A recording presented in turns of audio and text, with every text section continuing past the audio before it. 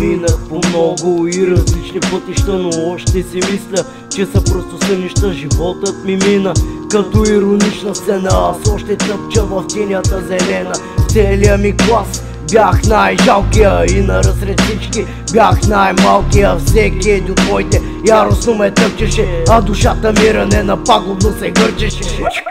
Викат ми Ивайло или просто Ивака, честният човек всеки гледа да го цака. И като инат, В като воля, А като агресия, К като коля, А като агънца по пъти над път. Държавата е скаш пастира, аз съм гладен вълк. Занимавам се с музика от няколко години. Намерих утехата в лирика и рими. Аз не мога да си простя, спасителю пази ни за циничното лечение. Моля те, прости ми.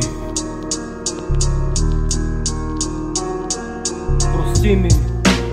Искате да превъзпитате народа, виждам това навсякъде, спрете за Бога. Колко хора са умрели за свободна България, днес превръщат се в Саудитска Арабия. Никъде не виждам вече българския дух. Спомнете си за битките на Крумия с Парух. Помнете си за Шипка или Нови Батак. Народа ослепял и потъва в мрак. Уважавайте майка България, преживяла възходи и падения.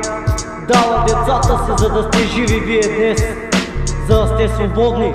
България е над всичко.